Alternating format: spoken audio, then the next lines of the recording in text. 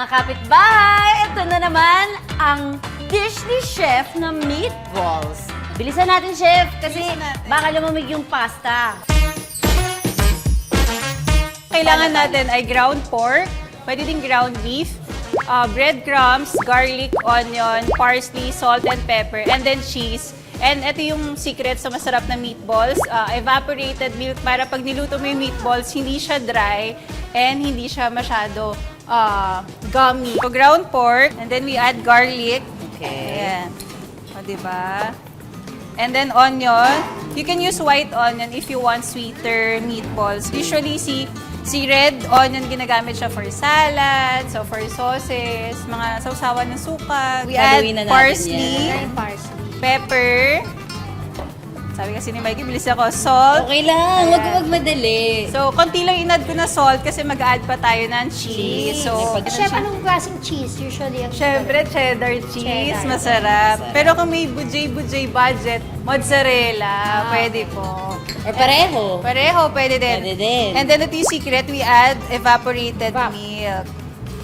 We will not add egg kasi ang gagamitin natin binder po is yung breadcrumbs. Yung O kasi coating the usual niya. na alam natin pagka May meatballs, may egg. When mixing like yung mga ground meat natin, we do not overmix kasi ang tendency nga po, magiging rubbery. Paano mo malalamang okay na? 1 minute, pwede na. 60 seconds, Nasa pwede na. tagal. Yes. Mga kapitbahay, add na natin yung breadcrumbs. Okay. So kung nasa bahay kayo, okay lang naman gamitin nyo yung kamay nyo Yes. panghalo as long as malinis. Malinis.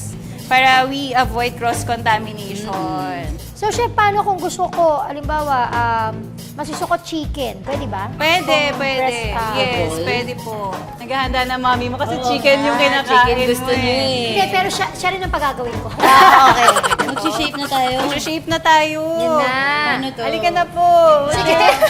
Kaya mo na yun, Chef. Ano, kaya mo na yan. Mga isang kutsara mga kapitbahay, Ah. bilugin lang natin. Para pare-pareho yung laki. Tama ba? Yes. Yung ibang version, naglalagay sila ng yung cheese sa gitna. Usually, ang experience ko, pag kumakain ako ng meatballs, Dry. dry tsaka yung Yung naghiwa-hiwalay, di ba? Yes. So, pag kami iba, hindi ganun naman Yes. yan. Dalawa yung cheese nung akin. Mikey, ikaw na gumawa nito. Habang ako naman, kakainin ko naman yung ano. So ayan, habang binibilog nila yung meatballs, add tayo ng konting oil dito. And then we pan fry the meatballs. Fry na natin. Painitin At na. saka, teka, 1, 2, 3, 30. 30 daw. 30 meatballs. Yes. So, it Pan doesn't fry. have to be deep fried pala. Yes, mas maganda ganyan. Ano po malalaman kung cooked all the way through? Cook all the Oo way, nga. we have to set a timer. 3 minutes each side, o kaya minimum 2 minutes. As long as mag-brown siya. When cooking yung mga gantong balls, mas maganda. Ang paglagay ng balls, para siyang counterclockwise. Para alam mo kung alin yung una mong pipihitin. Ah! Hinaan natin. So, yan. Hinaan Yan natin. ang isang ayoko, kaya hindi ako nagluluto. Ayoko. Yan na. Mga patalsik. Wait lang. Careful. Ayan, sige. Pipihitin lang natin, pipihitin hanggang maging evenly browned yung meatballs natin. And, Ay, ano nangyayari? ay! May naghuhula-hoop Ay! dito. Welcome back to Lutong Bahay. Very excited po tayong matikman ang meatballs ni Chef ngayon. Ang galing! Dito na ba, Chef? Malapit na. Ayan, Ang gaan naman almost ng na. hula-hoop niyo. Ayan. Okay, Diba? ano pa to? Parang may nakita akong papel. Ano yan? Ayan ang ating nagtatagong tanong! May ganon? Papasayin Konting din sir natin lang, yung mga both sides kapitbahay. Ay, ganun ba? Kasi Oo. pag nasagot nila tong tanong na to, mananalo sila ng 5,000 pesos! 5,000! Ang ating nagtatagong tanong ay, ilang taon si Gladys Reyes noong naging boyfriend niya si Christopher?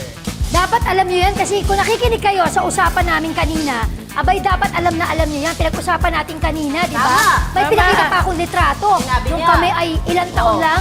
Basta masasabi ko lang si Christopher that time ay 12. O, uulitin ko ang tanong mga kapitbahay. Ang ating nagtatagong tanong ay, ilang taon si Gladys Reyes noong naging boyfriend niya si Christopher? Sakto, tapos na ang tanong, luto ng ating Ah! meatballs. Nasa kaya dyan yung tatlo yung cheese na nilagay. Tapos na mga kapitbahay. Yay! Thank you, Chef Il! Oh, eto na yung pasta. Uy, dali mo yung meatball. Titikman natin yan.